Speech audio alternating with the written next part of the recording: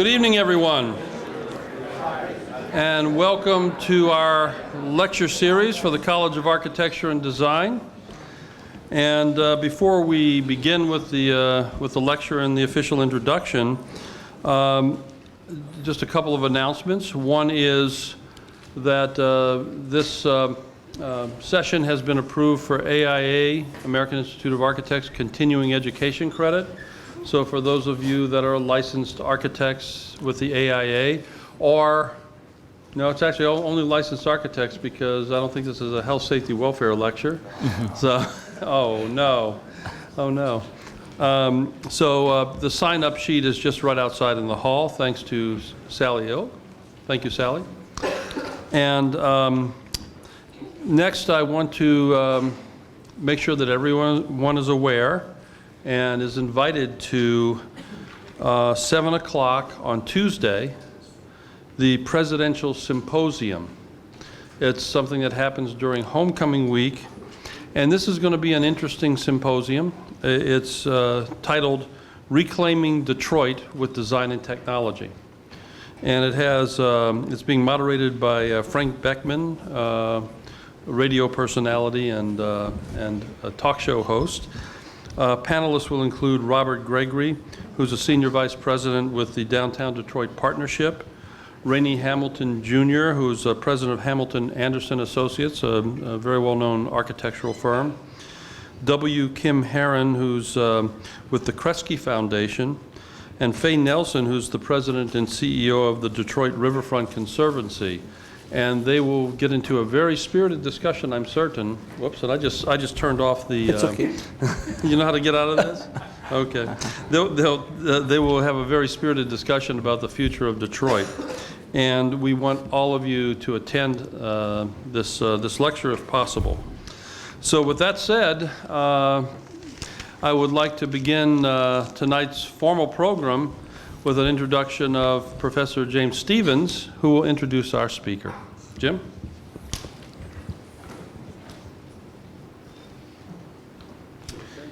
Thanks, Glenn.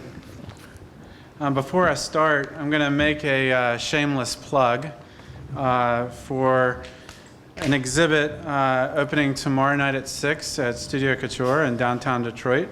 And it's titled Albania Now, and many of the projects and works that you'll be seeing tonight will be exhibited along with a handful of other projects that we discovered in our travels in the country that I think a lot of you will find quite interesting. So please, if you have time, come down and check it out and kind of celebrate that work with us. A little bit of background before we start and how this all came about. In 2011, in the Make Lab, we started to realize we wanted to have an opportunity to disseminate our knowledge through workshops and lectures outside of the university and preferably outside of the country. And acting on a suggestion from one of my students, Pandish Gaci, who many of you know, I contacted Polish University in Tirana, Albania. And after many emails and discussions, I found myself on a plane on the way to Albania. And I have to be honest, when I left, I had absolutely no idea what to expect. I had taught abroad before, but I had never been to the Balkans. I had never been to Albania, and I certainly hadn't taught in those places. And like Detroit, unfortunately, Albania shares many economic challenges and also many unfounded judgments from the outside world that are generally based on not on fact, but on what they've been told or hearsay. But what I found was an impressive school of architecture and planning, and I was consistently impressed with the school, its staff, and students, and of course the leadership provided by our guests tonight. I've returned 3 times to Polis, with each trip revealing vast improvement in faculty, curriculum, and facilities. And Polis has become a home away from home for me, and I feel an attachment and responsibility to the institution. And I think I feel this way because I know, after visiting several times, how incredibly challenging it is to build a university in this place and in this time, and how imperative it is to do so. As Albania and its neighboring countries convert their built environments from the post-communist landscape to emerging capitalism, Polis is leading the way and training the architects and planners that will shape the region. And what a huge responsibility that is. And as President Modgil said just an hour ago, in many ways, what our guest tonight is doing is nation building as much as he is educating architects. So with that, I'm going to give you a very abridged version of our guest. The rector, Besnik Aliaj, graduated with a degree in architecture and urban design in 1990, followed by his postgraduate studies in real estate and property evaluation at the Polytechnic University of Tirana. He also received his master in urban management in 1996 at the Urban Management Center at Erasmus University. Erasmus. Yeah, there we go. In the Rotterdam, the Netherlands. He received his Doctor of Science in Urban Planning in 2005 from the Polytechnic University of Tirana. And he has held academic teaching and research appointments at the IPC College in Denmark in 1994, the University of Oslo in 1995, the University of Florence in 1998, and has participated in the IVP program on urban and environmental issues here at the State Department in the United States. Besnik is the co-founder and current rector of Polis University, and he's also the co-founder and executive director of CoPlan, an institute for habitat development, and the co-owner of the architecture and design studio Metropolis Limited. He's the author of several publications and scientific articles and local forums, including the Albanian periodical on architecture and urban planning titled Forum AP. And with that, I give you Dr. Besnik. Thank you.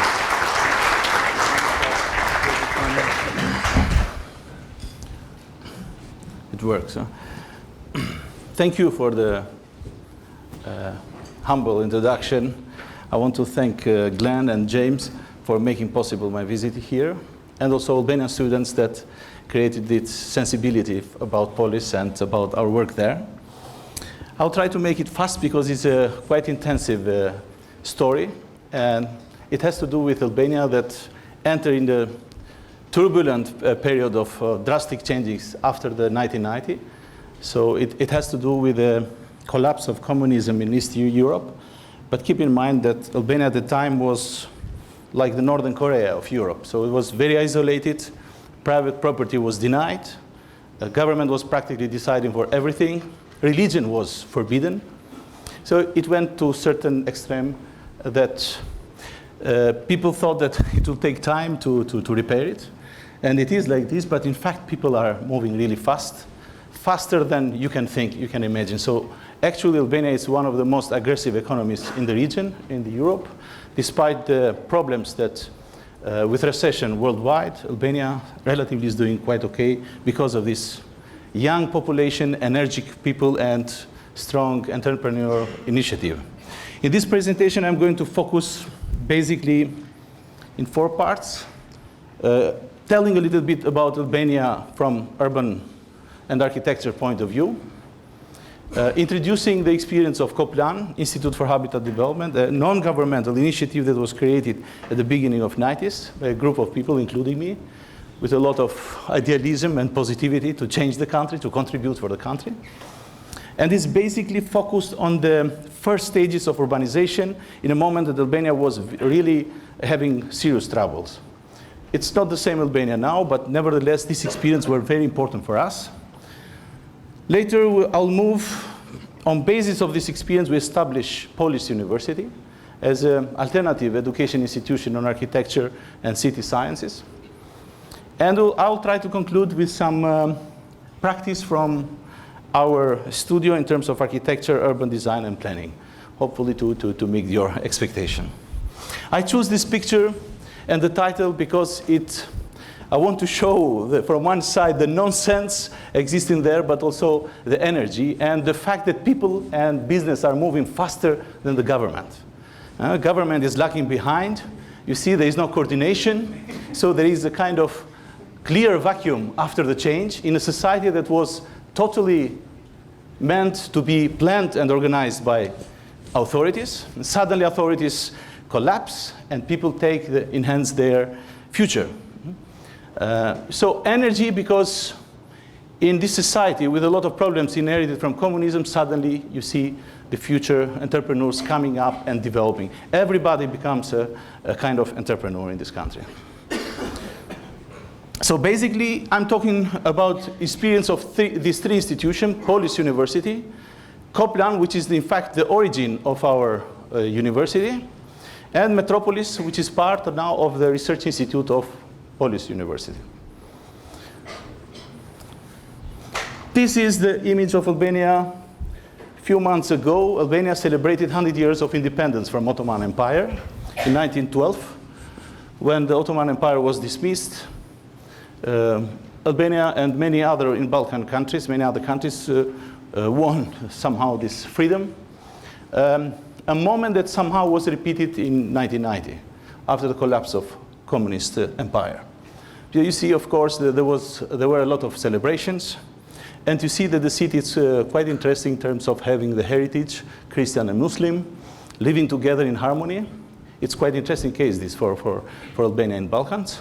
And you see the vision of the former King Zog to develop a new capital city, European city, after the independence from Ottoman Empire. But you see the signs also of the communist regime, Opera House and others. And then a lot of energy coming up. Before, these were not possible. In Albania, during communism, you could not build more than 5 to 6 stores. That was frozen, and for technical reasons. This was King Zog, our monarch that established the first state after the independence. There is a lot of discussion about legitimacy for this guy, but he was a visionary. He decided to marry American and Hungarian princess. And in addition to that, he tried to make a statement that we are a different country that we were before. We are a European state. And in addition to that, he decided also to make a lot of interventions in the country, including planning the territory and 15 main cities of the country. You see that tradition that we have in Albania. We had quite interesting tradition. It's a very ancient nation with a great special history. In south, if you go, you see more Mediterranean type of settlements. In north is similar but more scattered and more individualistic in landscape, very beautiful. Then in central Albania, you see the more influence of Ottoman architecture. Then King Zog comes with this vision establishing the new boulevard that at that time was like an airport field. Someone that came, French architect came and wrote a book, said that I saw a boulevard but not a city there. Because there was almost nothing there. The Tirana was here somehow, very organic, traditional. Interesting was that the king decides not to touch the city, but to develop new Tirana. And now this area is really densified, quite interesting. It's like downtown and is where the life of people happened also. And it happened because of King Zog. I want just to underline that this is the first layer of formation of our urban society. At that moment, Albania had only 20% of population living in urban centers. The rest was in rural areas. So what was the tool? Architecture and urban design was used as an instrument to inspire society, to solve the social problems. Architect was a kind of Spider-Man, you know, that could solve all the problems of society by nice design, and was a very inspiring moment. In fact, King Zog called Italian architects, Austrian architects. He developed even a master plan and this vision of the new squares. Of course, later, Italy, with a certain agenda of Mussolini, had certain agenda and tried to succeed to push him away, occupying Albania and making part of Italian Empire. So in Tirana, you see that the projects start to become reality by developing complexes similar like in Rome, the Eur complex, and applying the same ideological principles that were implemented also during fascism in Italy. Well, by the end of Second World War, we have this guy that comes as a triumphator in Tirana. This is the communist leader Enver Hoxha, the guy that isolated the country for 4 or 5 decades. Practically, the country became a national prison. People could not travel abroad. They were not allowed to have passports. They could not believe in God. This was forbidden. Private property was gradually denied. And in the 80s, people could suffer even for food. Luckily, he died, so people got more courage. And with what happened also in Eastern Europe, in other countries, from Berlin wall fall up to Bucharest happening, also Albania was the last country that decided to change. Hoxha became also famous because in the 60s he decided, initially he started a love story with Yugoslavia and Tito. He break relation, and then with Russians, with Stalin. Again, he break relation in the 60s. And then in 80s, in 70s, he did the same with Chinese. But through this system, he could generate a lot of financial support to sustain the poor economy and to maintain his power. So he was very smart in doing politics of his own. But of course, society would suffer. We have to accept that during this period, a lot of public works happened because they explored, the regime explored a lot the unpaid labor of people, and a lot of things happened in the city. You know, this kind of centralized type of planning, and in Tirana, this is the main boulevard that I explained to you, built during the time of King Zog and the Italians. It is empty. If you see it now, it's full of cars, and people, you can't believe that it was like this. It's like a ghost town. And this is because public space was not a place together. It was dangerous. It was not a place for joy or celebration or protest. So people escaped, and they decided to create their life in a private house or individually. Up to the moment, of course, when the people got in the street and started to protest. But this is also a kind of second layer of foundation of our cities, if we talk about this. In this period, the urbanization level reached to 35%. That was maximum. Authorities initially allowed and stimulated certain kind of industrialization and urbanization, but then they froze it because they didn't have the means to sustain it with housing, labor, and other services. This is the type of plan that was used during communism, blueprint plan, you know this. Very strict monofunctional zoning, and quite different from what we have now in Tirana. And in fact, now people have changed totally this kind of system, because before it was really, implemented in this way. Of course, the architecture in city center was more iconic, but in periphery was more simple. And this is the main boulevard at the time, a lot of green and main public buildings. That is more peripheral, but still you see a kind of modernist approach implemented in terms of urban development. As I said, buildings not more than 5 to 6 floors. That was the city center of Tirana. It's like you paint it, but in fact there are not people. There were few people, pedestrians, people who were working or avoiding the public space. No public means of private transport. This was not allowed. That's why you see a kind of environmental paradise, but not in terms of human rights. At the end of the period, of course, and I've been in this square where this happened, and I'm very emotional every time that I see this. We are the generation of troubles there, of changing. Our parents somehow were forced to survive, but we were the generation that we said, well, come on, we have to say the truth. It happened with a lot of enthusiasm and energy, and this is a kind of image that you see everywhere where there is a dictatorship, there is the end of dictatorship at the end of the day. So after this, you see what is left, it's empty monuments. But there is vacuum. And in a moment from a totalitarian regime to market economy and democracy, you need institutions. You need a new political class. We didn't have politicians really trained and prepared for that. So then a vacuum was created. So in this vacuum, people could not wait. Priorities of the country were big, and of course, people had to survive to deal with the daily problems.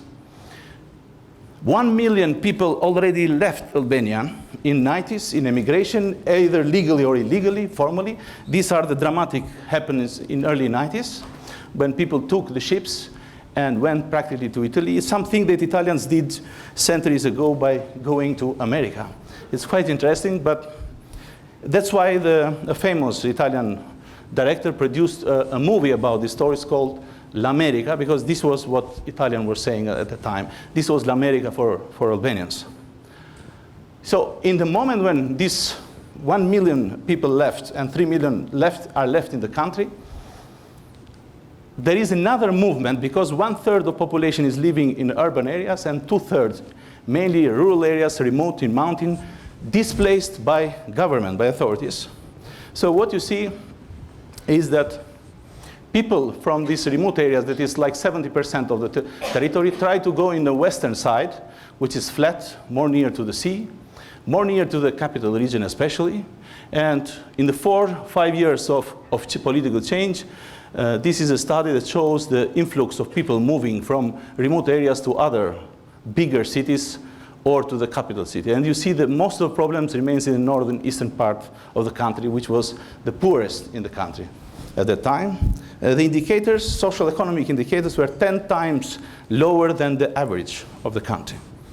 So you can see that there was a problem. 10 years later, Albanian government decided to do the census. The finding was that the population was almost totally displaced in this triangle, which was, I explained, from Shkodra, Tirana, Elbasan, then to Vlora. These are the names of the cities. It shows the distribution of population, and then density of population also is practically located here. So it's a kind of big metropolis that is totally displaced in the West. Why? Because facilities are better, services are better, potential for future are better, and it's normal that people look now for a better life. What we did, a group of people, was to monitor this process in the first years of change. This is a map that Coplan, in cooperation with USAID, prepared in early 90s. It shows how the city started to grow. The dark side settlements showed the informal settlement. It is quite interesting that authorities were not recognizing them. They said, no, where is this? We don't see them. If there is any informal construction, we will just demolish, we send police, army, it's solved. But practically this was impossible. 10 years after we monitored, the city grew further. Same Copland did this monitoring. And you see that the surface of the city, this is in the city that we inherited from communism, and this is the expansion, mainly informal.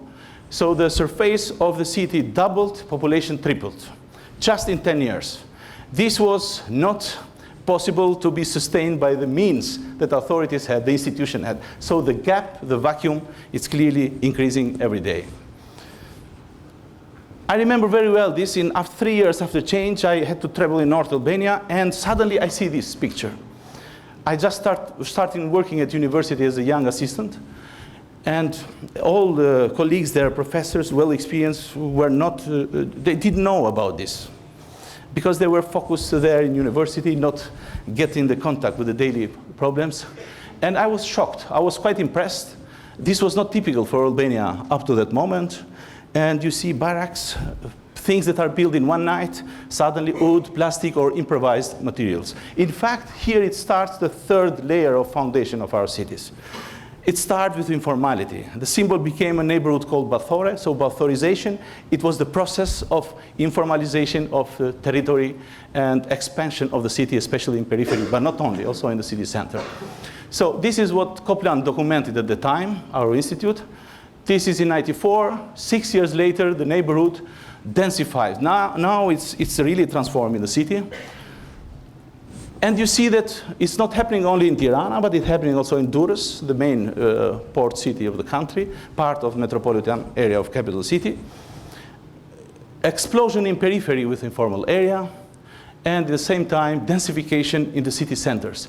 These are two processes that are happening in the biggest city of the country. A lot of expansion in periphery that is consuming land and especially environmental potential that the country had so far. This is another area of Tirana in periphery starting to develop, and you see the same area how it's transformed 10 years after.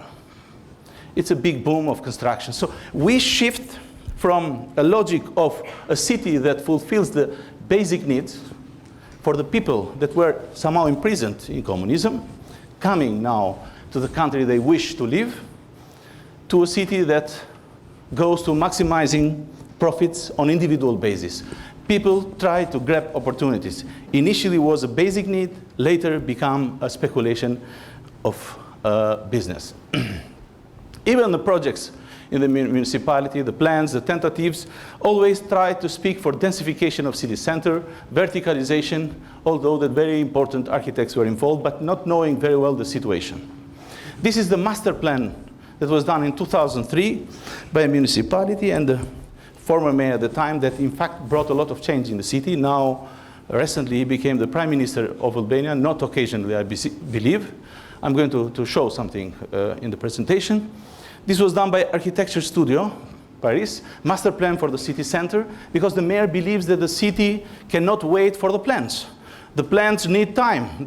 Professionals were saying, need 3 to 5 years to do it. We need financing, we need this. So he said, no, I believe in programs.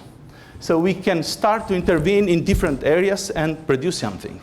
But not always people were happy because the discussion was about transparency of the process. Is this a real process of transformation, positive transformation for the city, or is it about business and towers in the city center? That is a debate that's still going on, in fact, and I cannot tell the truth. But what is clear is, again, the vacuum of institution. You see here, this is the city center. It's much nicer. You see the public space, green, public buildings.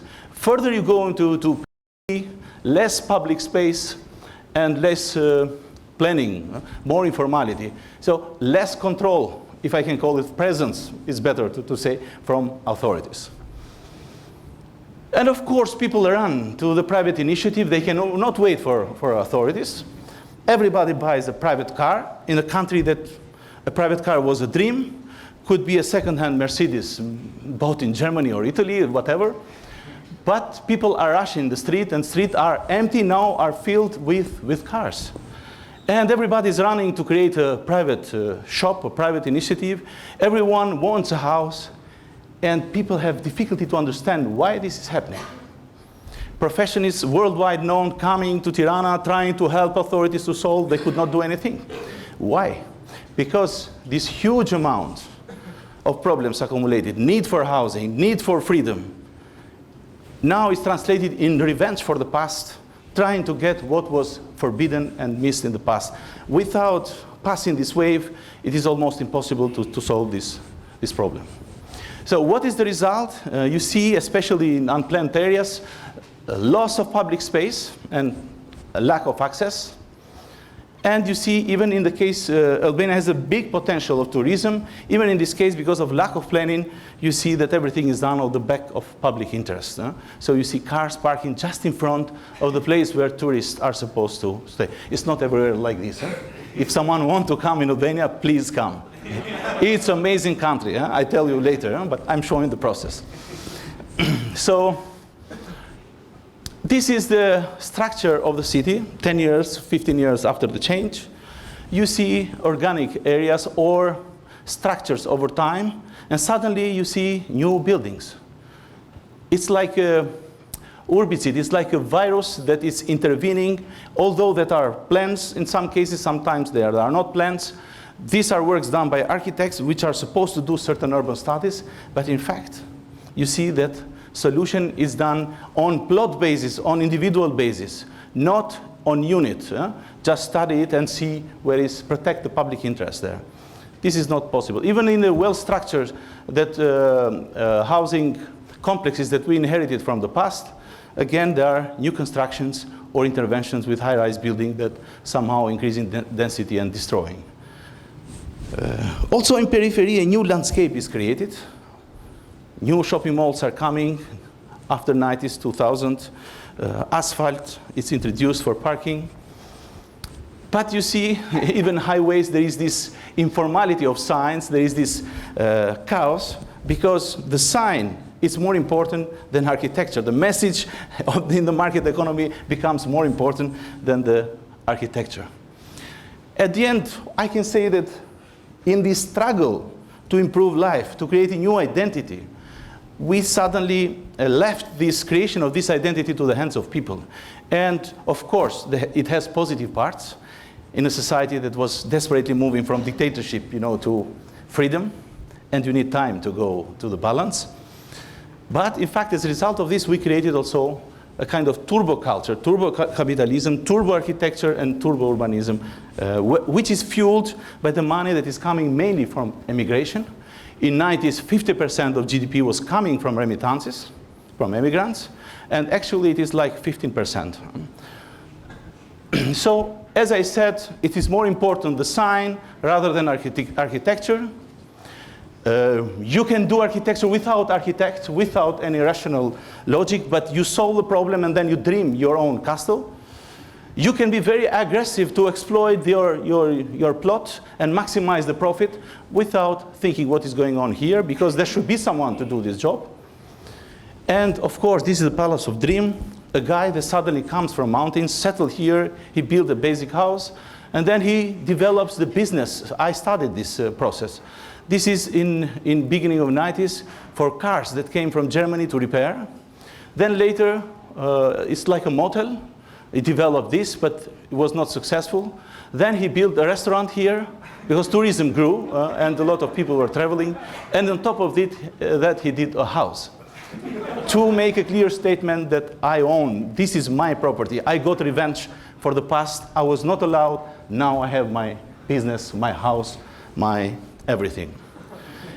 Of course, this is a good feeling.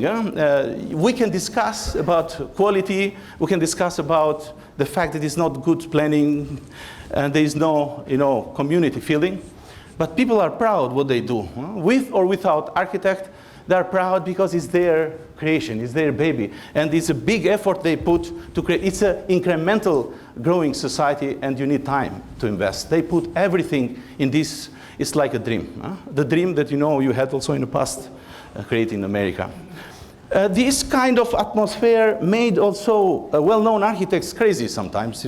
You have Vinnie Mas, VRD, that was impressed from the project of facades beautification in Tirana and proposed this, but of course people rejected it, was never implemented.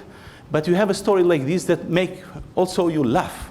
But behind this story, there is a sad story. The ships of immigrants going to Italy sinking, and then the parents put everything with their own family to make a memorial, which is not just a memorial, but also has some function on it. So that's why these things made us think. People are not stupid. People have a reason behind this. You should study the processes. You should see why they react in this way.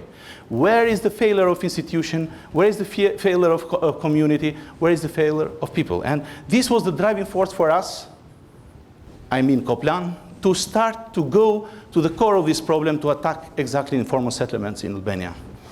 Building a castle, petrol station that is a turbo architecture, and these kind of businesses, small businesses that produce these building materials, even the global networks of building materials are supporting this kind of turbo culture, unfortunately. So the result is that now the things are changed. But the problem is also the mentality of architects in itself.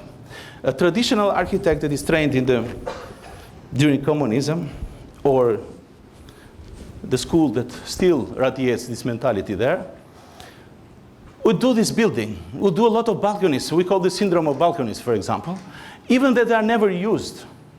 Of course, Tirana is almost a Mediterranean country, but then it took time to understand that you can develop also different architecture. You can think about the skin, you can think about function, you can think about other way of producing envelope, you can think in a more rational way for the things that are necessary for the people, for the users. We had so gradually presence of international architects which tried to use also this freedom that was in Albania and tried to use also the poor implementation of planning standards by producing this type of architecture. Okay, it might be interesting. Huh? We call it elephant effect. Why? Because if you do one, it's nice. But if you do too many, you kill the public space, you crash it. At the end, there is nothing left. So between these two extreme cases that I took, this is done by totally informally by people, this is done with architects in traditional school, I don't find a difference, to be honest. So this is another reason why Copland was thinking, well, should be a third way. A third way to meet the needs of people, but to satisfy the professional code, the professional morale, the professional interest. At that time, there was the boom. Everybody was, if you are an architect in Albania, was lucky time, do a lot of projects, just finish the school, and then you are able to go in the market. But now it's not anymore. People are more careful, and professionals also are more careful in implementing their projects and ideas. Part of this experience that I'm going to materialize now became a debate at Balkans and European scale. We were initiators, and we are part of this network called Balkanology, where we have representatives from different countries studying this process of turbo architecture and turbo urbanism, why it happened, what will be the future, what should we do as professionals. And we have also a lot of cooperation with architects and institutions from Austria, Netherlands, and Germany, and Italy also that are sharing interest with us in this debate. After this period of total freedom, you see the pendulum goes to try to go to the center. This is a kind of another stage of foundation of our cities. A lot of reforms happened in the country. Stability was settled somehow. Decentralization was implemented. Planning was reformed, but still the legacy of the system was still in doubt or discussion. And nevertheless, also the global crisis started to influence the real estate sector. So at the end of the day, people start to think, to breathe a little bit and say that now it's time to reflect on what happened after this party. What should we do to improve at least the situation? Would have been better to do it before, but we were not able to do it as a society. So I don't want to lose time. So we have the Superman hero, architect, professionist. What does it mean for us? Then during communism, architects and planners tried to be politically neutral, to behave, which we are just technicians. Politicians liked it at that time because they didn't want its reaction. But in fact, they were used as a manipulator of development. And then in the market economy now, gradually architect and planner see themselves as part of a political debate, part advisor of politicians, trying to be part of this decision-making that could influence society. All in this story that I try to show, I want to say that we have a very positive approach. We don't think, many people think, oh, this is horrible, terrible, and sometimes it's really like this. But we try to find poetry in this story, and we try to see it in a positive way and learn from this creativity of people. And we believe that by using this positive approach, we can get out of the situation. But in order to do that, you need to get out of the existing dogmatic system of education of architecture and planning. So that's why we started the co-plan and then later decided to shift in creation, establishing an alternative education system. So what is the first experience? This is Tirana, the mayor of Tirana. In 1998, he became Minister of Culture. He was almost like a hippie, very controversial, but really aggressive in terms of criticizing politicians for the bad performance, very present in the political debate and social debate in the country. In 2000, he became mayor of the city. In a time that everybody was thinking, this is a lost battle, we lost the city, so nothing could be done. So his message was, let's change the city. Let's start the change, let's keep the hope, especially of young people. Let's not let them emigrate, but let them try to work with them to stay in the city, in the country. But then in the moment he came in office, he noticed that there were almost no money in the budget. So between the promise and the willingness he had to do was a big gap again, a vacuum. And different from many other politicians, Edi Rama, which was not a typical politician, decided to do something totally different. So he decided, he was painter, in fact, he was artist. So he decided to paint the facades of the city. They were very gray, inherited from communism. He said, let's start with this process and then put some signals in the city, provoke society, which is already sleeping, you know, without hope. So let's start a process of wakening up and redevelopment of the city in general. I'm just illustrating. It created totally immediately a different atmosphere. This is a complex of ministries that became a political debate. These are housing inherited, blocks inherited during communism. This is almost like a spider building, you know.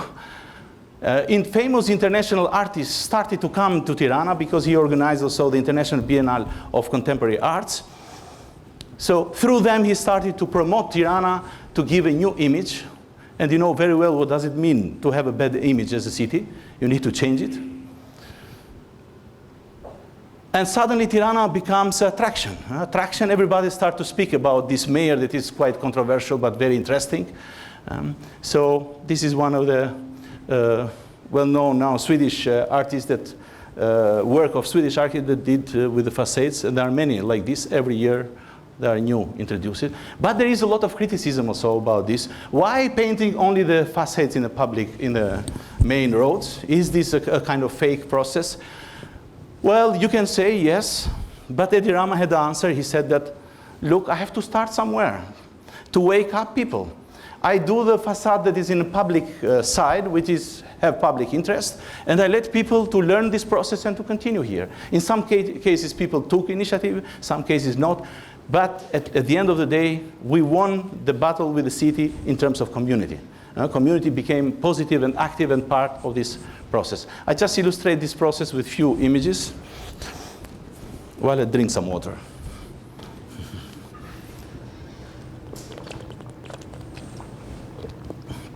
It is well-known experiment.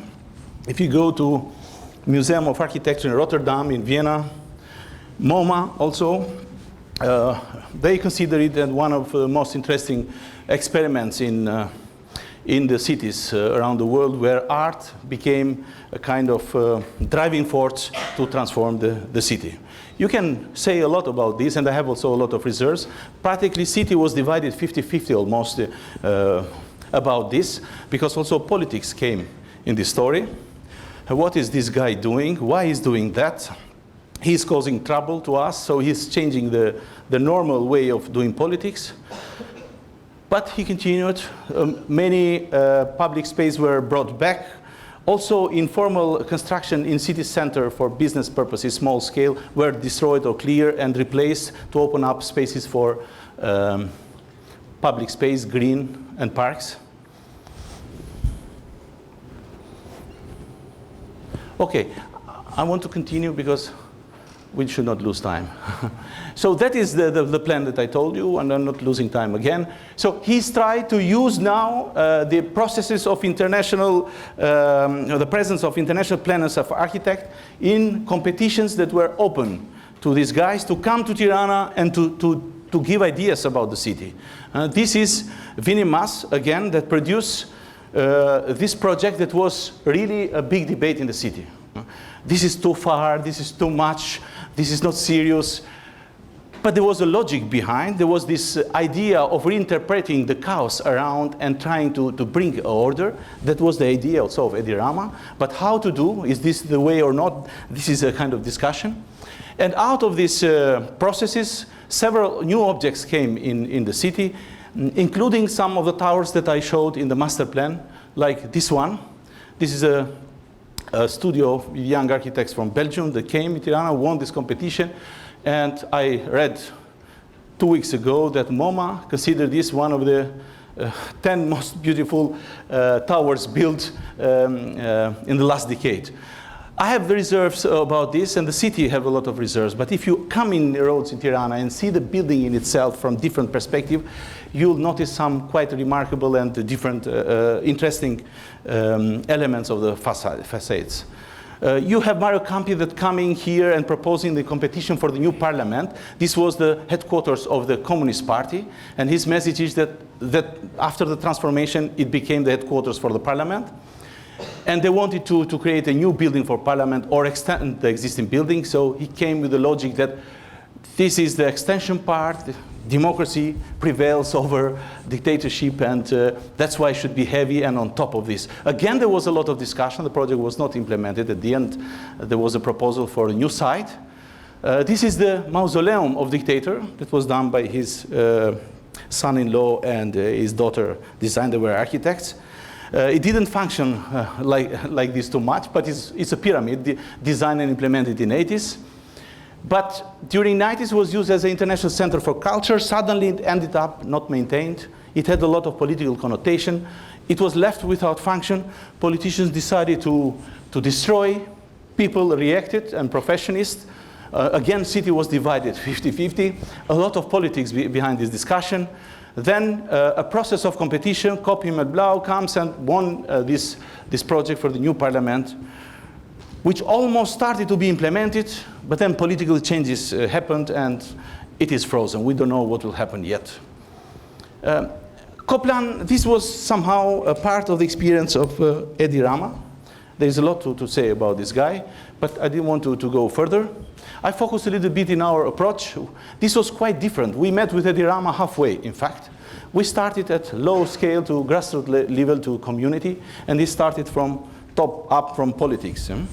So our approach as philosophy as this non-governmental professional institute evolved over time, but clearly was based on the importance of the presence of community in participatory process of planning. This is very important in a society where institutions are not working. You have to build trust in community. You have to build trust on people in order to make plans happening. Otherwise, there will be no plans because people hate the word plan because of the communism. We monitored the informal settlement in periphery of Tirana. This was the neighborhood that I mentioned before, Bathore neighborhood. And this is the reference, it's the same reference over time. This is at the beginning of 90s. Was agricultural land transforming suddenly with houses, some roads. And you see over time, in 10 years, more and more people coming. We monitored also the process, how people come and what they do. They come from somewhere in a remote area. The first thing they do, they go to government. Municipality, ministry, they were going at the time, not now. They were saying that we need a house. Now we can go and live wherever we like. And they were saying, we don't have it. Go to the private sector. The private sector was created recently. It was in the first phase and was very expensive also because huge demand and no supply. So then people were looking for other options. They were hearing the rumors and they went usually in periphery or in land that was not clear in terms of property because of the vacuum that I explained. A restitution process started. So they identify a plot. Usually they were the first settlers that were somehow speculating and subdividing it. You identify the plot, then you buy some stones and you put it in the center to show that I own this building. There is something happening here. But this is a test also for authorities. If I put the stones, will police come there? Will someone come from local authorities, planning office? Usually they didn't show up. So they go to the second stage, build a very cheap barak where they can put building materials gradually because they start to find a job in Tirana. And after sometimes, after 1 year or 2 years, when they see that there is no reaction or complaints about ownership or about planning aspects, they go to third stage. They call the relatives, friends, and they buy building materials. They put their labor to reduce the cost. So the cost of this could be like $50 at the time per meter square, while if you go to the market at the time was $400 per meter square. So this was the big difference between two markets. At the end of the day, after 10 years, they built a kind of collective house where you see 4 brothers sharing a house, sharing the efforts, and all financing they have, and developing this kind of solution. But then suddenly when they have this, they see that there is nothing around. There's no infrastructure. So this is the moment that we explore to create the first casus, the first case, to make people interested about planning and the process of planning. We went in this neighborhood. We talked with people a lot. There were a lot of suspicion, why you are here, which political party you support. and so on, because it's normal. We told them, give us 6 months, 1 year to show who you are. We are just professionists. We want to support. And behind this, there is just professionalism and idealism, nothing more. We could go in Tirana and just have our own studio, but we want to do something for the city and for you people. Huh? So they tested us. Initially, we work a lot with leaders of community. Identifying them is very important, because it's the door to enter to the neighborhood, to the community. After them, we develop a kind of concept sketch, which is publicly announced and door-to-door distributed, to provoke people, to say it's like the Tirana fire that put in the building, to say that, hey, a plan is happening, look what is happening with your property. Are you impacted or not?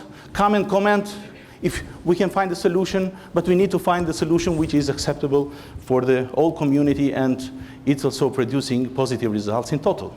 And not only doing that and adjusting the plan, the sketch, but also trying to mark it in the field, because people have to give up from the land that they occupied.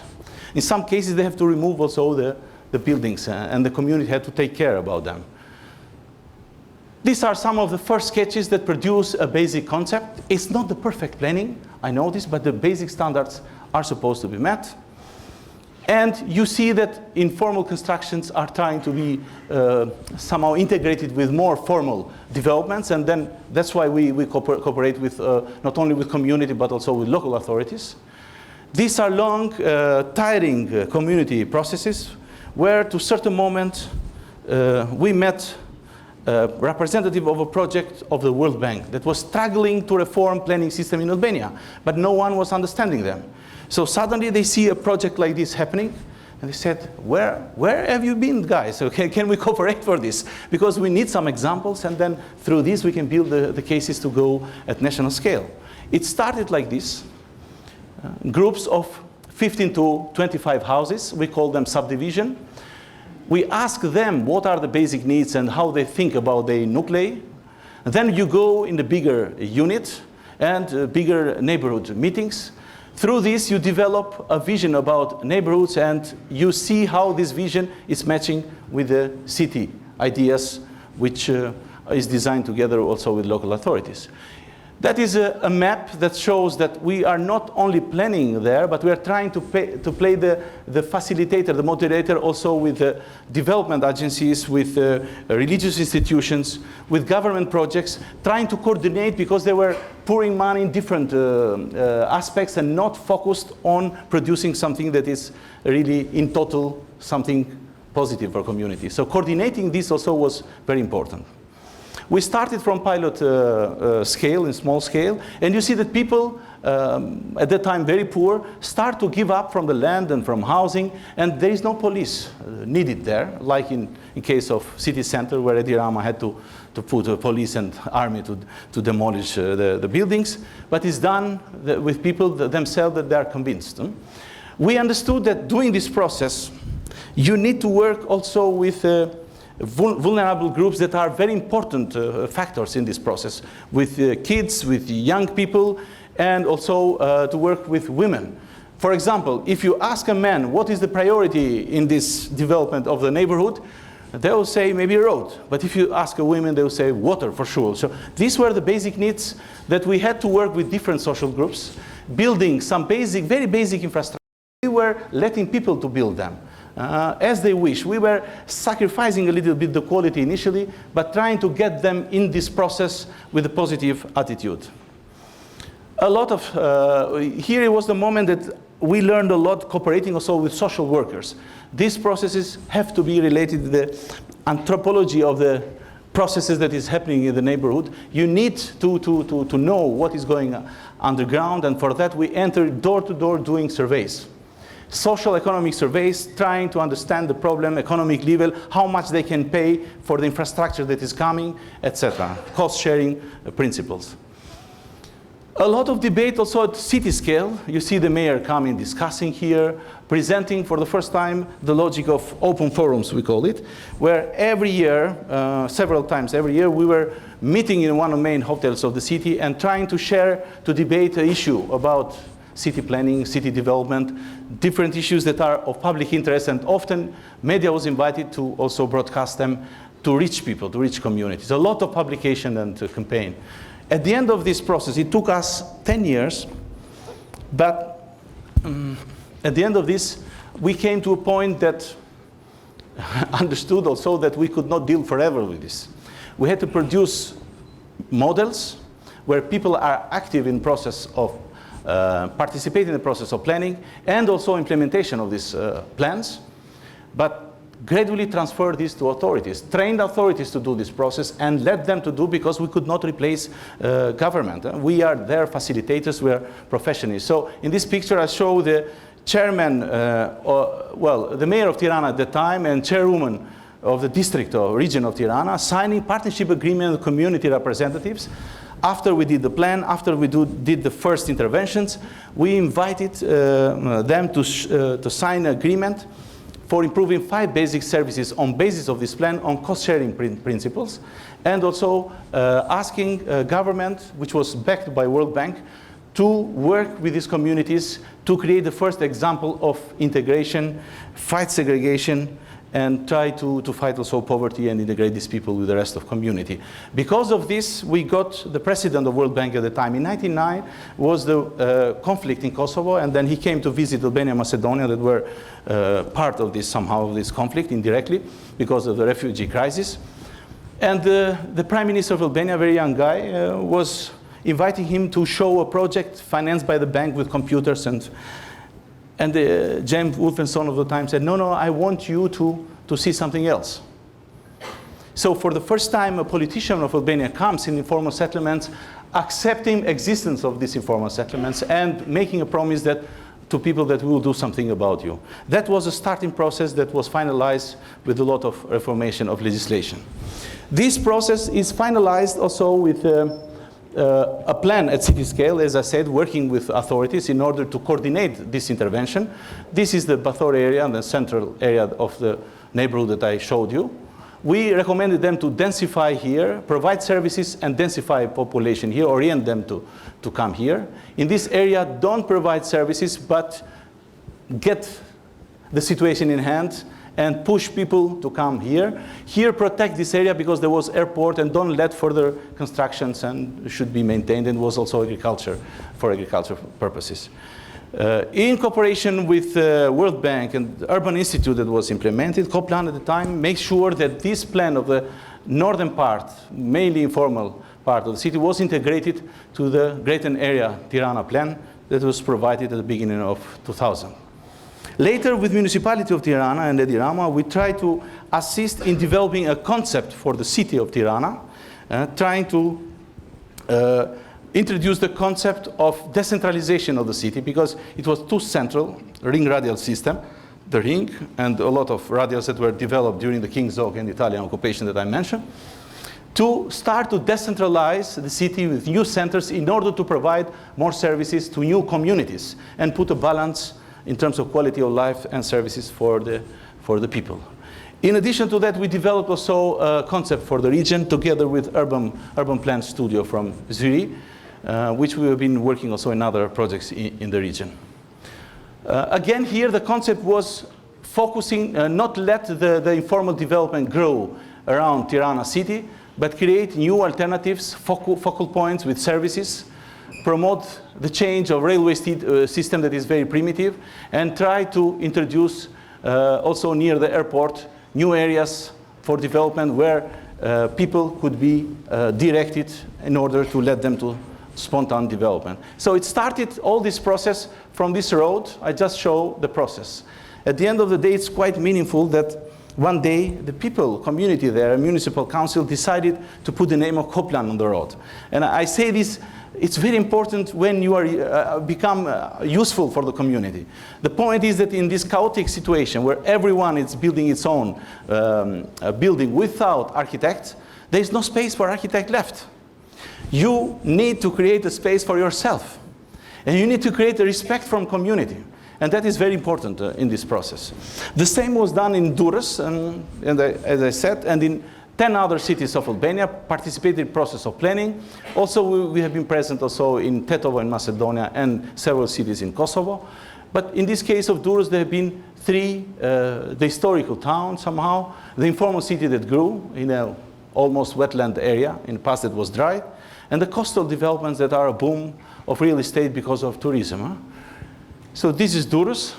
It's like Rimini in terms of intensive tourist presence, low budget, and you go there and you have this huge coast and explore these opportunities. This was Caneta informal settlement. We intervene in a plot, starting from using the digital system for registration of all properties and making sure that this is the starting point for a formalization process all over the country. And it started like this. Identifying in the neighborhoods the focal points for social interventions, could be a community center, kindergarten, playground, things like this that could energize or make a kind of acupuncture to the existing structure that is totally chaotic. So gradually the spaces are changed, and finally governments, when they see the positive attitude of people, comes in the neighborhood to invest on trunk infrastructure. Now the development is totally in the hand of these people. So I make this long presentation of 90s because it's very important to understand this process.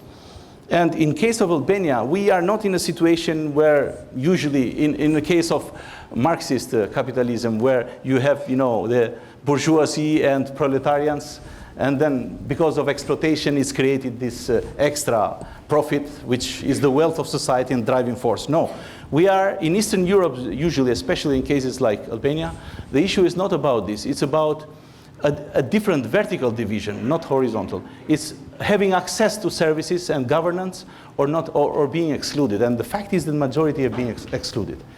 The point is, how can we provide people services? How can we build trust to institutions? How can we build trust to political class? And how can we build trust to institutions that can generate somehow, with the consent of society, the rule of law?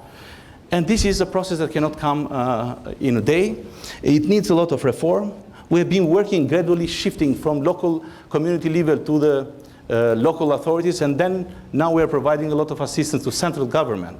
The first conclusion is this. Usually the traditional planning system is like you plan, you build infrastructure, you build housing, then you invite people. In practice, what happens is upside down system.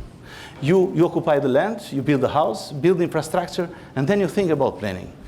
So you need to bring back, to reverse the situation, being smart by being one step ahead to the tendency. A second conclusion was that if we allow this system to continue like this, and I refer to Hernando de Soto from Institute for Liberty and Democracy, with whom we also worked for some time in Albania, you have the so-called formal city with planners and architects, and the informal city. If it continues like this, you create two different societies, which are not cooperating with it, not communicating with each other. And sorry, but this is the first sign of segregation and big troubles that come with segregation. So it's very important to remove this jar bell, this crystal, that try to make them communicate. A third conclusion was that you see the list of plans that were produced about Tirana and Tirana region. Many initiatives financed by internationals and locals also.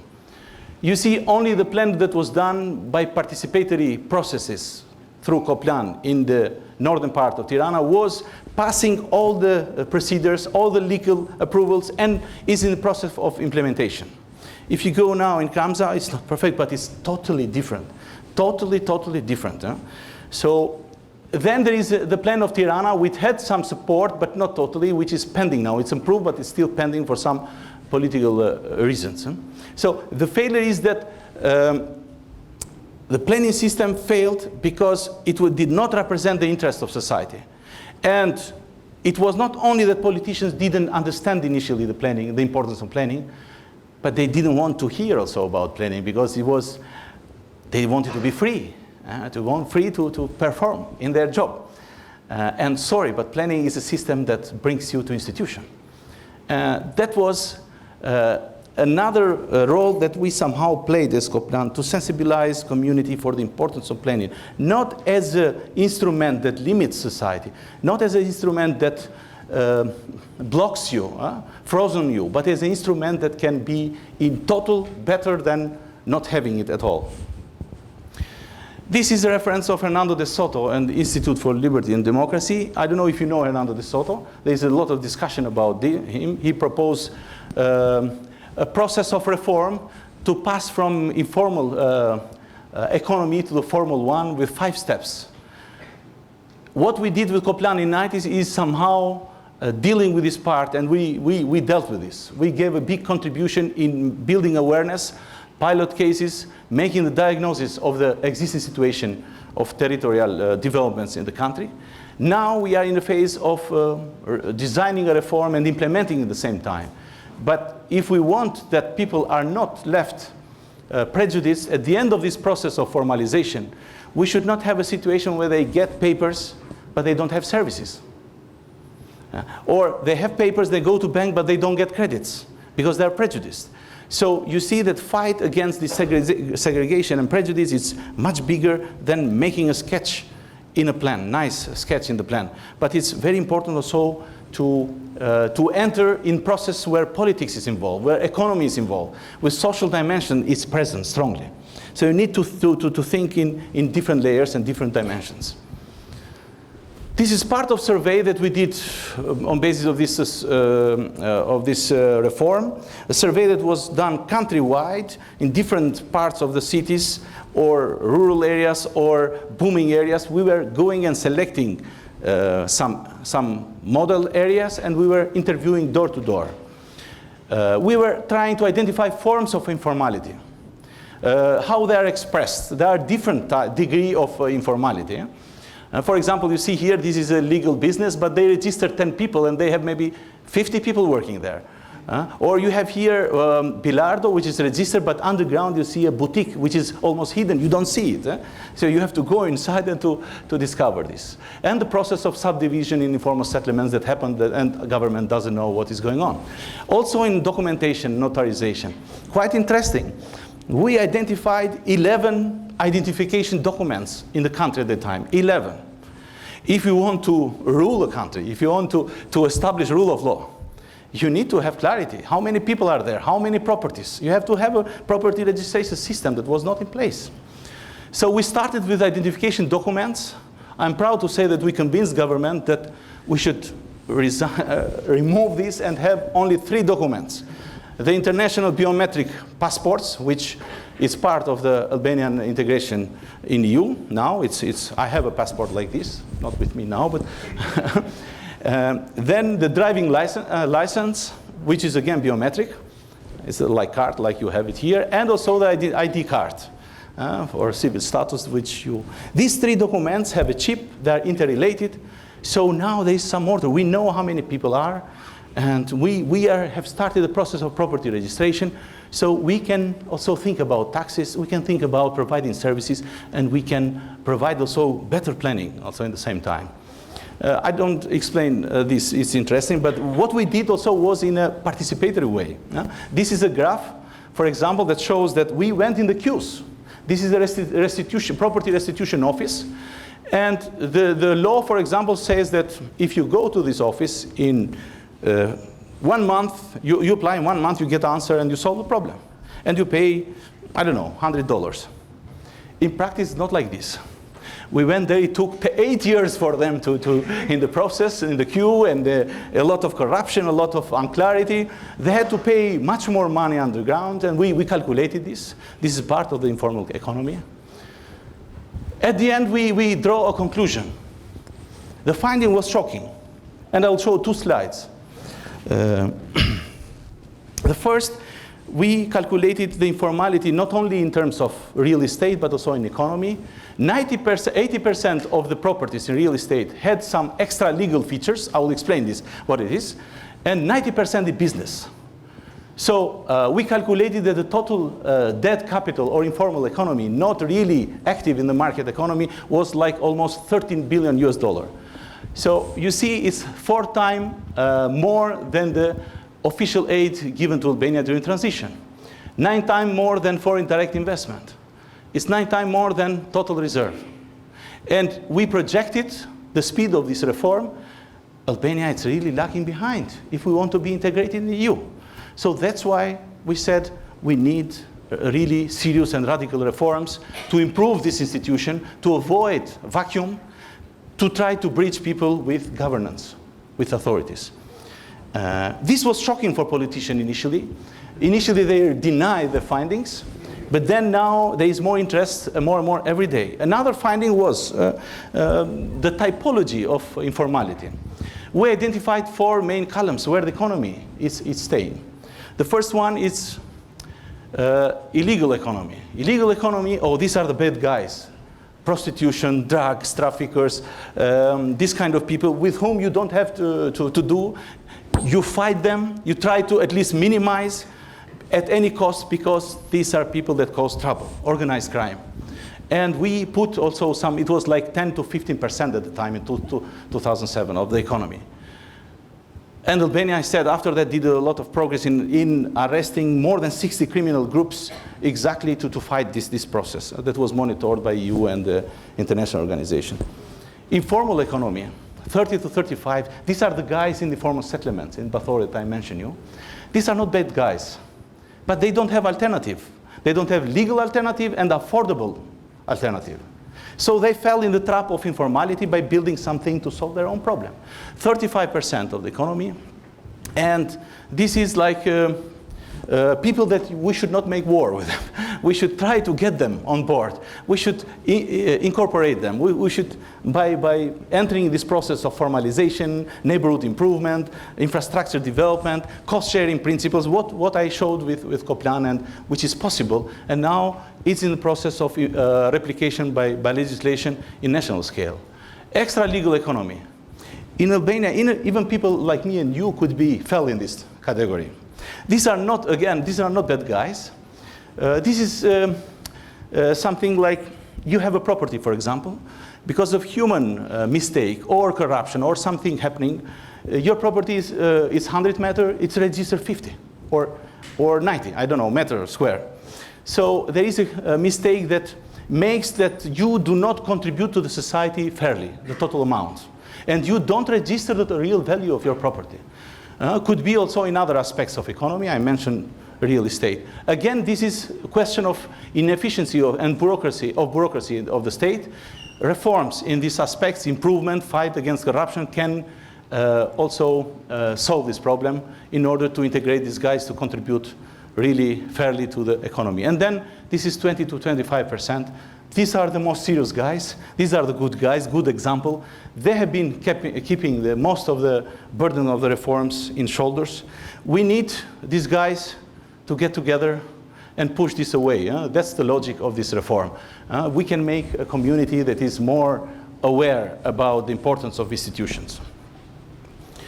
In this story, I saw myself 2 years, because I was invited by Albanian Prime Minister exactly to draft with other experts this reform. I quit it from Koplan for 2 years. I worked in this governmental office, and at the end of the day, I finished my job and I left after this report that was shocking for politics, but was true, to my opinion. Then we discussed with my colleagues of Koplan and said, what can we do in this situation?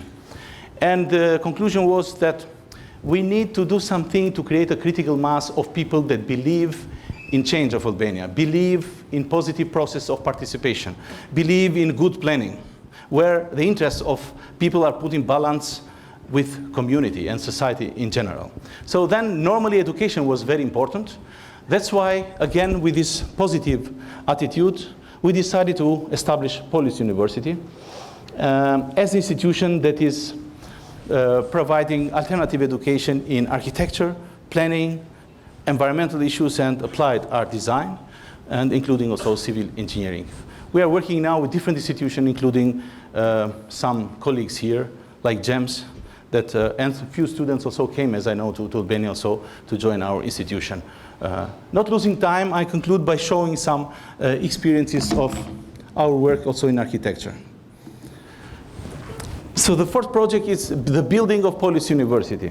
We started, small school, started in the city center, but then we said, after having a positioning about city, after trying to understand the processes that are happening in the city, we want somehow now to make a kind of distance and reflect and also attack the city with a more scientific and more professional way. So then we decided to move a little bit in the periphery, in the highway to airport. This is the heart of economy of Albania now. A lot of services are focused now here. And city center is here. Here is where police stays.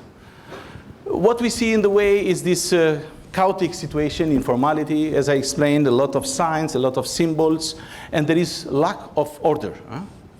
So what we find after a lot of search, we find this industrial building. Then we said this is brilliant because it had only columns and beams, and we said we have space, we can use it, we can organize it as you want. We had the inspiration, sorry for lack of modesty, but Bauhaus was our inspiration. Why? Because of the contribution that Bauhaus gave in certain moment in society. And we are not saying that we are giving this contribution, but we want to be positive to give such a contribution. So without complex, we decided to learn from this experience, and not occasionally Bauhaus is present also in our school with contacts and projects exchange. So the building had some organization. It is located not 90, let's say, degree with the highway. It has a kind of movement, but we thought it's nice because it creates some angles. This was the existing part, only with columns and walls outside. Everything was empty, was clear space. We organized it. The challenge from structural point of view was that there were 3 buildings, in fact. This was the existing one, the first. There was an extension in process that was never finished, and then we added this one also. So from structural point of view, they had to be separated, but from the other side, they had to create a unity together in order to provide entrance. We thought that it's good also that people come from highway, with the cars, despite the public transport that is there.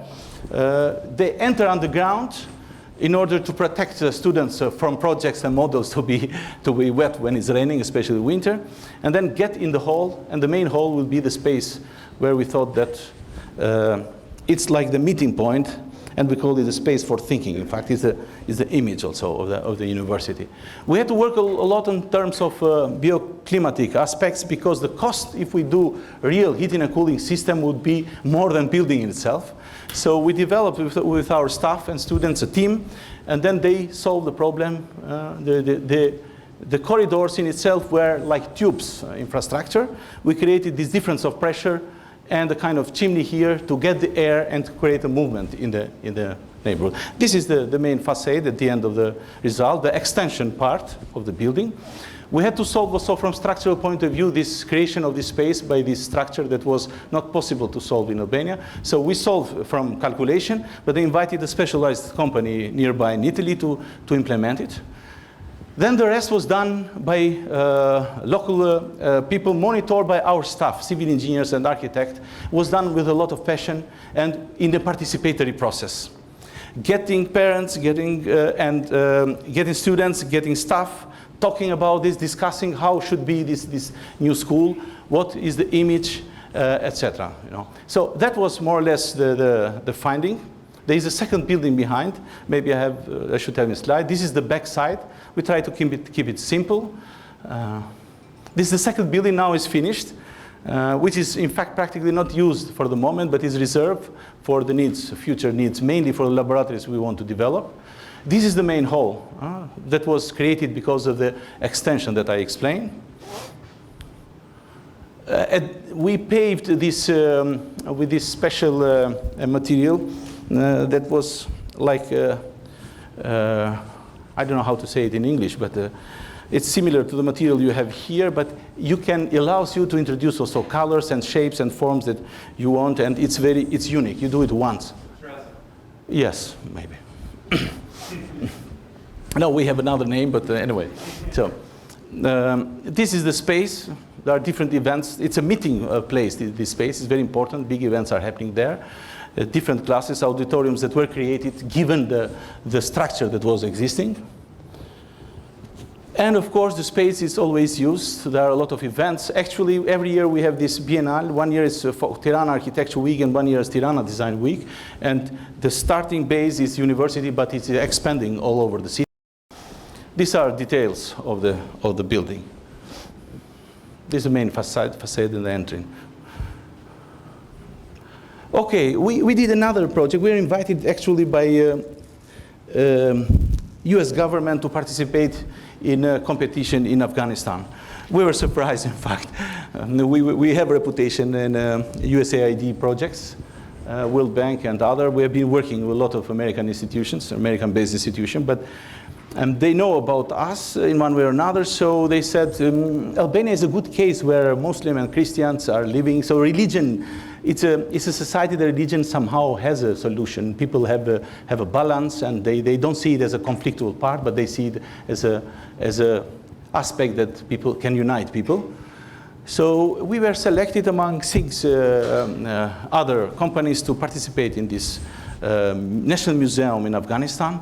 We didn't win, I tell you from the starting point, but for us it was quite interesting experience getting staff, students in a team together with 3TE and studio in Ferrara University with whom we cooperate for implementing some programs. And in another project we get, for example, also the Make Lab also cooperating with us. Quite interesting working also online, quite interesting experience of participation online. That is also interesting. So the point was this exercise was very difficult because you have to work in a society that is not stable. It's in terms of, it's in conflict, and the security measures were very strong. The point is how to create a space that is architecturally acceptable and nice and beautiful, representing somehow the values of society, but also defending the values, art values of Afghanistan that are in risk. Near this, the site is also the Royal Palace and some other important buildings, very interesting buildings, but unfortunately that are damaged because of the conflict for decades there.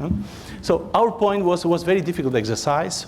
One of them had to go to see, in a very difficult situation, the site. We have to call then representatives of some people from Muslim community that have been there also invited to this country for certain reasons, to show us more also about the country.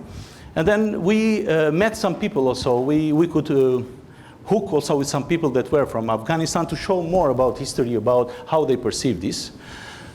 It was very important to understand the relation of the city with the mountain and the silhouette. That was some comment that was given to us.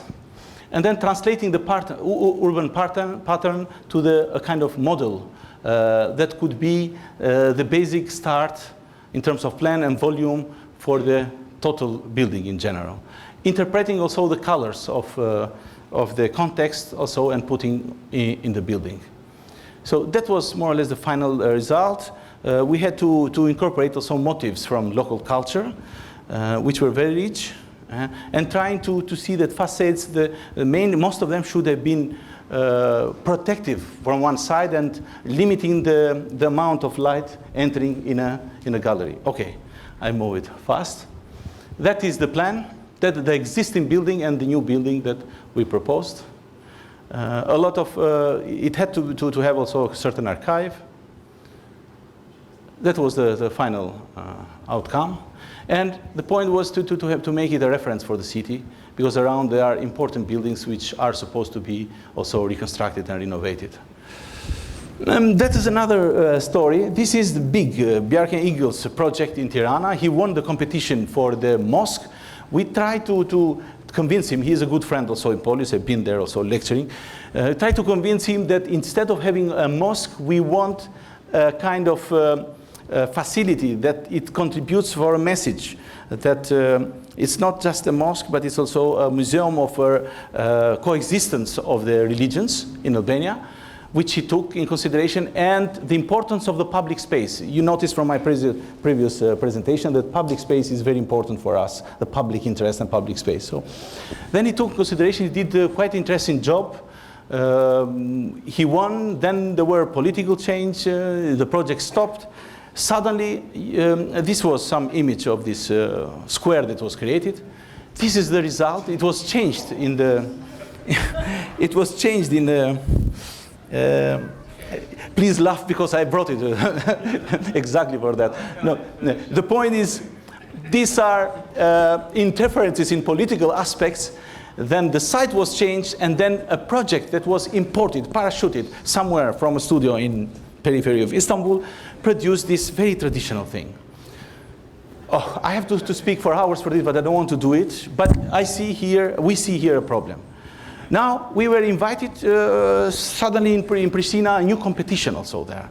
And now, despite us and the studio in Ferrara, in Italy, we invited also the Make Lab, and we decided to work together. There were people from Kosovo, so they were studying at the time, so we thought, let's create this Albanian Kosovar team together, and with international expertise also joining us, and produce something that goes beyond this. This is some images of the work we did. I don't want to spend much time. We're late. You know this discussion, you have to think about orientation, about the Porsche, and about, you know, courtyard, the presence of water, the light. This was the logic, producing, because of the light, a kind of algorithm, a kind of logic that would help us to build a facade that where the most of light is needed, you have less, let's say, material present, and where you need dark, more material is present to produce a facade that is quite, for me, interesting. This was the result of the work of a team. And I have to acknowledge also the contribution of James and colleagues here. Okay, you can put whatever name you want. At the end, the winner. It's the same. And really, we were shocked, but also we were understanding to a certain moment. And that made us to open a debate also there, because it should be a third way.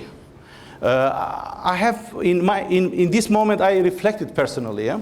It should be a third way. You know, I'm not saying that we should produce this to win. No, never. But we should go to architecture maybe that is not what we are thinking that is the best.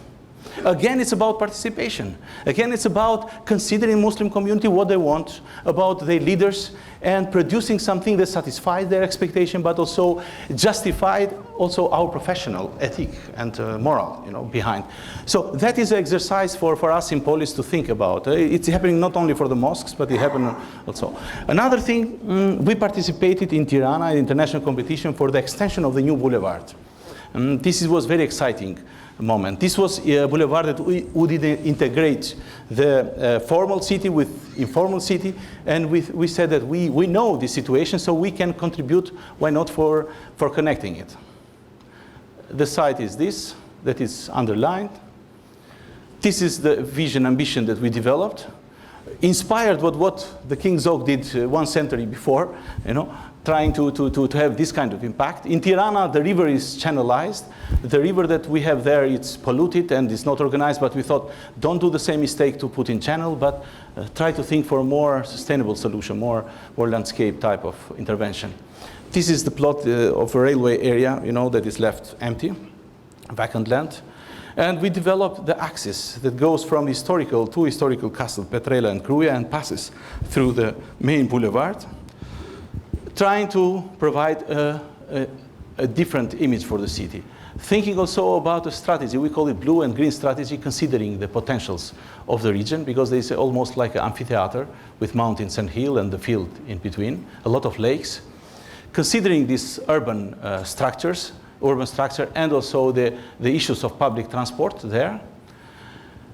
Transforming this area in not just in a new boulevard, but also in a public park, and introducing a concept of the streets not necessarily being very rigid, but adapted to the context, because if you go with the radical solutions, you'll demolish a lot of houses and create a lot of problems.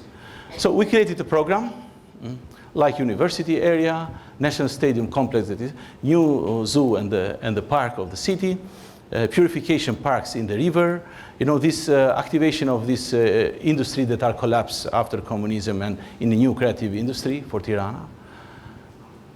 Just pass through. Inspiration for the landscape work from the tradition of tapestry that we have there, and interpreting this in the local conditions. especially dealing with the city, with the river, making this a very important element for revival of the city and integration rather than division. Here there was discussed about also, I forgot to say that this is in cooperation with the KCAP studio in Rotterdam. They are quite very active in also in many other countries, with office not only in Rotterdam but also in Shanghai, and also they are present, especially specialized in issues urban design and landscaping. We had a very good understanding of local situation, and they had this international experience, and we went together for this competition. It got recognition as an innovative solution, and I'm glad to say that even that we were not the first at the end, this, let's say, solution somehow impacted also the final proposal for reserving the green space that was not considered by the winner. Something that's interesting that we do is every year we select different local governments which are poor in terms of financing. They cannot do plans of studies. So we try to create teams with students and staff and provide assistance to them. These are processes that continue 6 months, 1 year, or 2 years. This is the case of Zagori, which is a remote area but very nice with a big potential in South Albania, big potential for tourism. Students going in the field. The problem is that you see the indicators are the poorest, especially in this region that we are working.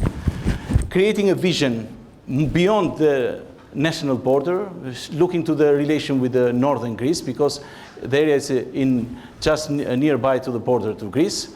The same commune that is here, it's totally different from the one in Greece. They generate by tourism 30 million euro per year, and here is almost nothing. And why there is interest? Why? Because there is no services. So just passing through, developing a concept for improving the access, creation of 2 focal points for services instead of letting distribution of services everywhere, but creation of the focal points in order to increase the efficiency. And of course, some interventions in the main centers of each village in order to create attentions, because there are potentials. Creation also of a catalog that will help local people to implement, local authorities to implement it. The same experience is in Vora. I just want to show this, that these are the first plans in the country that usually planners or architects are used to see situations with densifications like in Tirana, while here we try to consider also landscape value. So you see a vision that is considering what is happening around the highway and what is happening to the ridge of the hills, which is very rich and can have a very nice panoramic view and become a potential for the people. Developing also access within this municipality that is half rural, half urbanized, and intervening with some of the key projects in the area.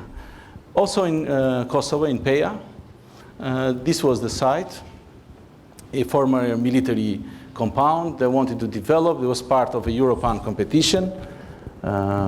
Reading the porosity of the city, is very interesting city, Peja, with a lot of interesting buildings, historic building, and the bazaar. From the first sketches, developing this concept of porosity, and ending up with because the mountain and the green is very nearby, not consuming it, but also trying to develop with a sensitiveness about landscape and creation also of the square that is with the logic of the bazaar that is present also in the city. This is a recent project that we just started when I left to implement. This is like headquarters for the Democratic Party. It's a big political debate also going on about this. I don't want to enter on this, but this is the existing building. We were asked to make a concept out of 6 studios. We won it this time, and we are going to implement, and it's in the process. This is the site. It was the cultural center for military, but it's the culture of military. You don't see anything. Where is the building? That is the building. Has some element of modernism relatively during the time of communism in Albania.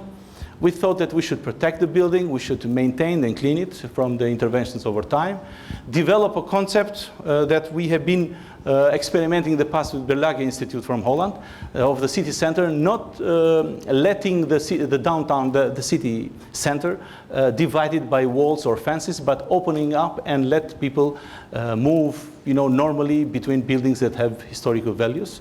The same will happen with this building.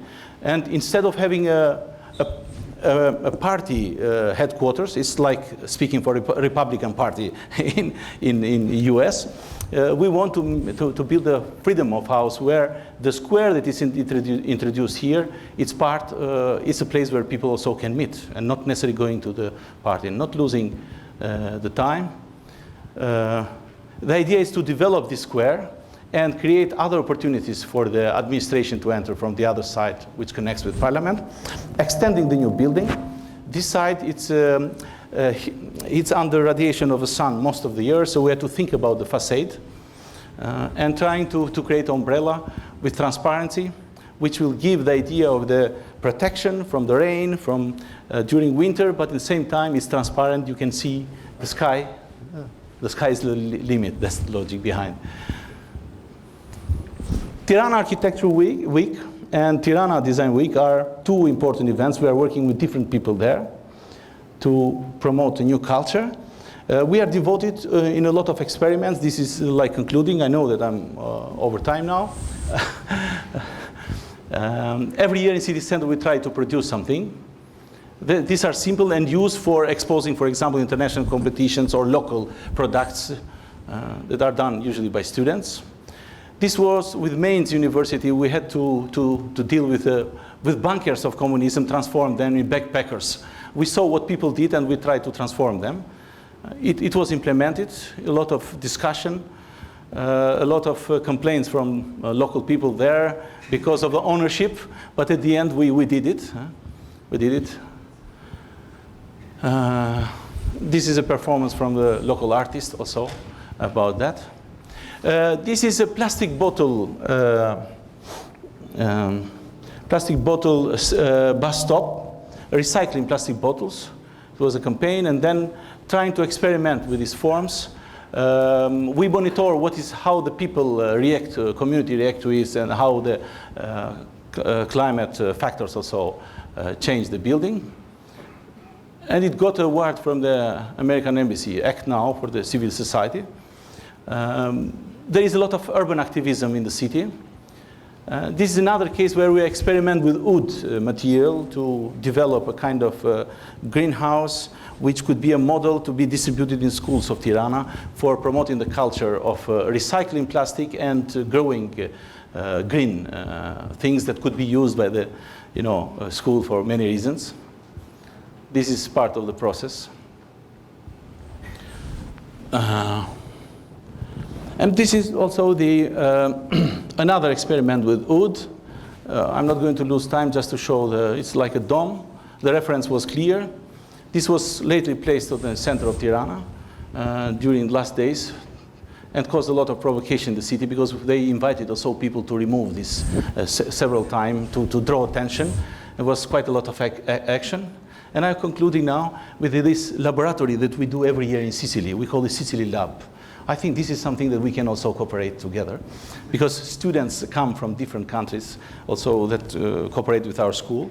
And this is done with a professor and a PhD coordinator of La Sapienza, Antonino Saggio, which is a writer of the collana of the books of architecture, history of architecture in the modernism and implication of IT in architecture. Very interesting experiment we do every year. And international partners also come join us together. I concluded this and I want just to show 30-second or thing. Mm-hmm. Because I know you are tired now.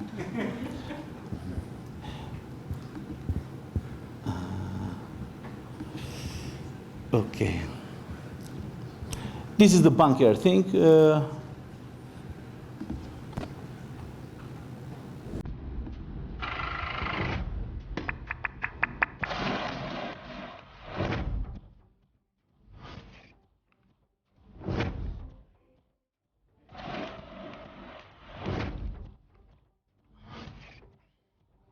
We try to promote a lot of experiment, a lot of innovative ideas.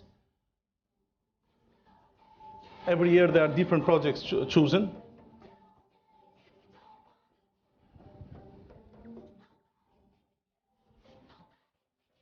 And I find a lot of similarity in what you are doing here, because it's not only producing nice design, but touching things and producing the starting point for good architecture.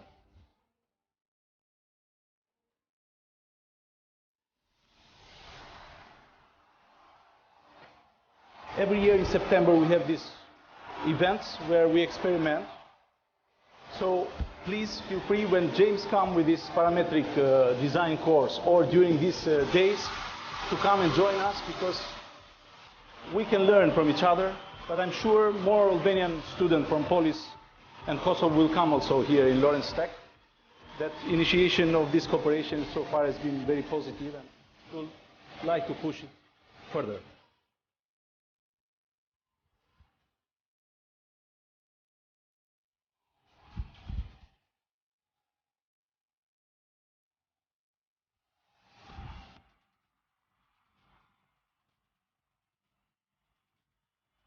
Okay, and Problem is, we don't know metrics.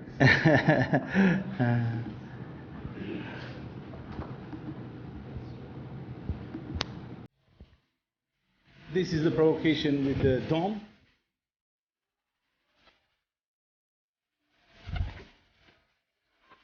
Students invite some people, they don't know what is going on. There is this urban furniture, can we push this because there is a problem, police will come to remove. In fact, there is agreement with the municipality to have it. But the idea is to make this participation, to make citizens proactive. And they have wheels, I bet. They have the wheels, but they use this.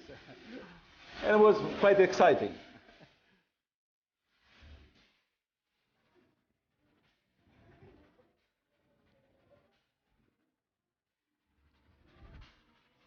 After that, the mayor of Tirana came after it was completed, because there was some more work to inaugurate it. But it was a nice exercise to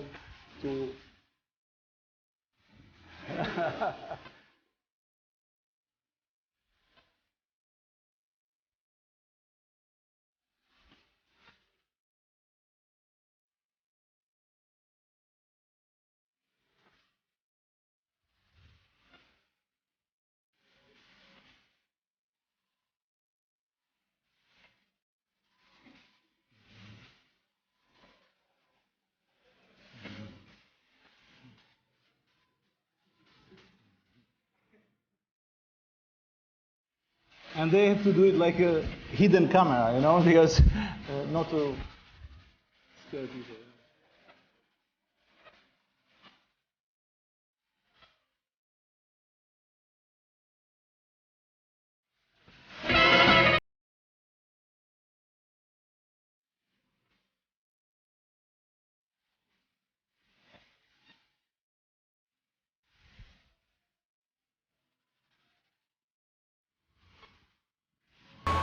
Okay, thank you. And sorry for the time.